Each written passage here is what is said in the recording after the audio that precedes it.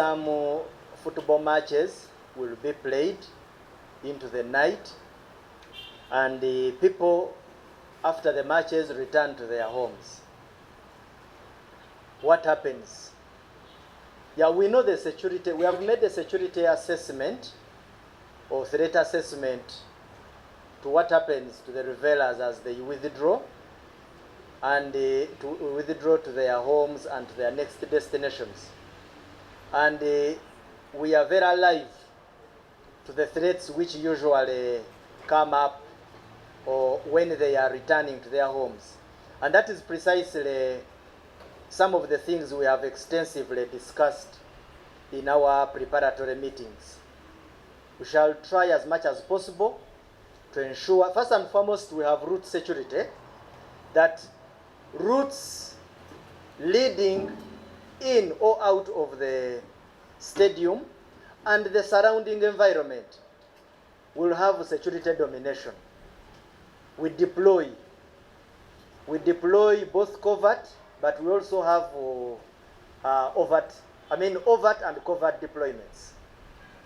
But what I have said, we are very aware of the nature of threats that can always arise as a result of large populations trekking back to their homes. There are optimistic people who usually try to undermine their security, and we shall address that. Nchide mu Luganda nti amakubo getugenda okukolesa naddala mu biseera bino ebyemizannyo ey'emipiira gye tunaabeera nayo enamboole okutandika ennaku z'omwezi 2 mpaka ennaku z'omwezi 29. Era tusuubira emmotoka ennyingi ennyo olw'abagenyi baffe abanabeera ku nguudo n'abantu abalala abaagala okujja okulaba omupiira. Era bino byebifo ebigenda okubeera affected nga tulungamya ebyentambula bino nga traffic police. Amakubo ago agalimu eno oba ag'enkizo agagenda okukolesebwa, ate ne tubeera n'ebifo abagenyi baffe we bagenda okuba nga basulamu, ne tubeera n'ebifo ebirimu ebisaawe eby'emipiira bye bagenda okukoleramu trainings, ate ne tubeera n'ekifo ekirimu ekisaawe ekikulu eky'enamboole ekye bagenda okuzanyirako emizannyo gino, ate ne tubeera ne diversions ez'enjawulo nga bwe ngenda okuba nga mbategeeza. Era amakubo gaffe ag'enkizo tulina okuva ku express oba Kampala Entebbe expressway okuconnectinga ku luguudo olwe ku northern bypass mpaka ku nkulungo ey'e Bwaise. Amakubo amalala aganaabeera affected oba getusuubira okusangako emmotoka ennyingi oba n'aba traffic nga balungamya ebyentambula, tulina okutandikira ku nkulungo ey'oku2 okuconnectinga mu bitaala eby'emulago mpaka ku luguudo olwe Yusuf Lule. Tulina oluguudo olw'Ekira road mpaka n'oconnectinga ebukoto.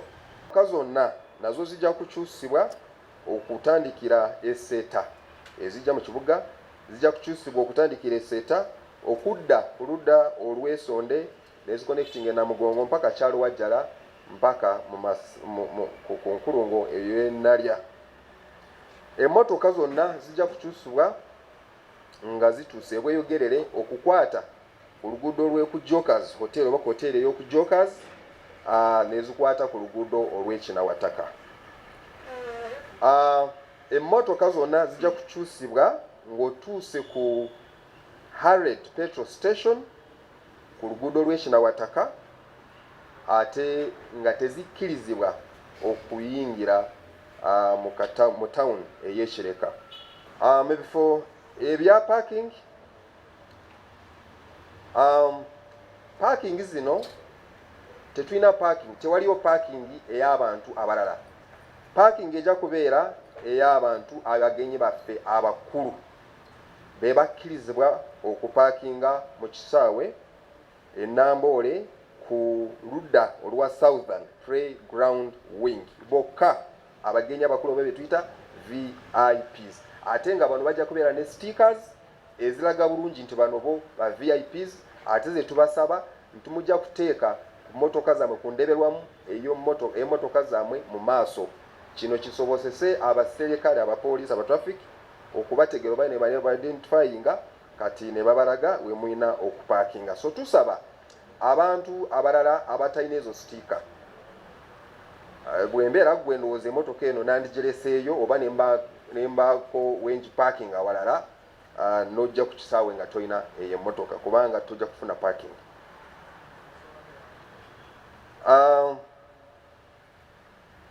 Poliisi ey'ebyoku nguudo twadiployinze bulungi nnyo oba tujja kudiployinga bulungi nnyo mu ebyo ebiseera era okusobozesa emizannyo eno okutambula bulungi nnyo. Era kyetusaba nti mugoberere endagiriro ez'aba traffic bano wonna wenabeera deployed kyebabalagira kyemulina okukulatira. Tubasaba okubeera abampisa, okubeera bagumiikiriza ate nga mweyisa obulungi ku nguudo ngeri gye tulina abagenyi baffe wano. Ate naamwe abalala muteekateeka engendo zammwe mu budde okwewala okutaataaganyizibwa. Mwebale nnyo, mwebalire ddala. To inform the general public that due to hosting of the African Nations Championship CHAN 2025, traffic flow in and around Kampala and Entebbe will be temporarily adjusted to facilitate the safe and smooth movement of the teams, the officials, and the guests. To ensure public safety and minimize congestion, the following traffic management plan will be in effect throughout the event period. That is from 2nd August to 29th of August 2025. And the affected locations or areas are as follows. The main routes are going to be affected. The accommodation locations are going to be affected. Training locations, game hosting stadium, and the diversions. The main routes of the event will be the Kampala-Entebbe Expressway connecting to the Northern Bypass, then to Bwaise Interchange. Other routes that are going to be affected are as follows. From Kubiri roundabout, connecting to Marago traffic lights, connecting to Yusufu Lule Road. Chira Road, connecting to Bukoto Road. Karelwe Inter. Nti tuze tutula kubanga twamanyako ku CHAN 2024 nti ejja tutudde enfunda nyingi nga security, UPDF, Uganda Police Force, Uganda Prison Service. Ne Uganda Prison Service eyina omugaso mungi kubanga bwe tutakanya naawe ku street gye tukutwala ne tukola ki ne tukuwa obuddamu. So ebitongole ebyabambega eso buli kimu tekitudde kikola buli kimu ekisoboka okulaba nti tuwa security abantu baffe bonna benjogeddeko. Ng'emipiira gyonna eminene nga gino gibeerako okusoomozebwa kungi eri mmwe ababa bazze okola ki okulaba emipiira gino. One, ojja kusanga nti tiketi yo eyina weekutwala ne weetakukomya ne weetakukiriza. Tuyina abakungu nga ba organizers bayina we batuula. Tojja genda ojje ogambe nze nasasudde sente zange njagala kutuula ne ba mwami Mulindwa eri waggulu mu VIP. Nedda, ate naffe tetwagala kujja kukujimba kukwata jeki. So weefuge parking tujja kujja tukugambe nti aba sente zino n'abantu abafaana bwe bati mu parkinga wano ate gweoyagala okuleeta effujjo. Mukiraba abakyala oyambadde otya? Dress decently. Twagala kuyingira nnyo mu nyambala naye oyambadde otya okunamire abantu you get it, dress decently. So sagala kwesa bigambo bibawa enamba zaffe za police zosobola okubako ng'obadde ofunye obuzibu bwonna. Nja kusooka n'enamba gy'okuba nekutwala mu police headquarters enebeerako ssaawa 24, ate ne bweba si mupiira guno naye gikubenga buli bw'oba n'ekizibu kyonna ekikwatagana n'ebya security, okwerinda n'ebintu ng'ebyo. 080 01 9699. So eyo ye ya security ku police headquarters. Then 020 09 30 307. Mwebale nnyo okumpuliriza, mwebalire ddala. Chaos which is usually orchestrated at gates. Now, there are two categories of people. There are those who get frustrated because they have been cheated by scammers. That is one group. Then there are those who want to cause chaos so that they enter freely. Cause a stampede, and that through a stampede, they jump over fences, do what? We are prepared for you. We have told you earlier that people of those kind of souls, we are aware you are most likely going to come. So this is a forward message.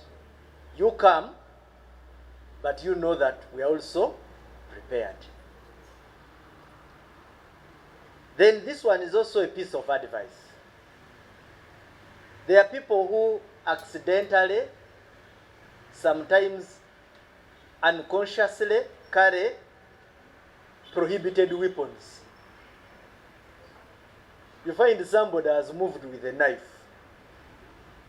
a stab knife. Why would you come with a stab knife to? You see, for you, people who are watching me, you may think this thing, but for us as security people, we receive them. You find somebody saying, Afande, this knife was for my protection as I am going back. Then we tell him, but it is not acceptable and allowed in the stadium and the stadium environment. It is a prohibited item. So we are going to confiscate it. Afande, I bought it very expensively. Just like the inconveniences we give people at airports. If we say, do not move with liquids of this quantity, you find somebody moving with a perfume, very expensive. And what do? As security, we confiscate. So sometimes people come into contact with such unconducive announcements from us. Then we also have the issue of pickpockets. Those ones are common in all games, all crowded environments. So what does it call for? Just be vigilant. Just know that inside there is security. You may not see a uniform, but do not think we are absent. Outside there is security. I'm going to talk more about it. So that one, you need just to be vigilant. Why would your pocket be so accessible? That you know I was walking, but I don't know how I lost my money. Surely?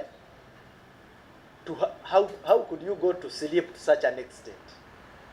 So those are some of the things we need always to talk to our population, to be a little more vigilant. Assistant Commissioner of Police, Kituma Rusoke.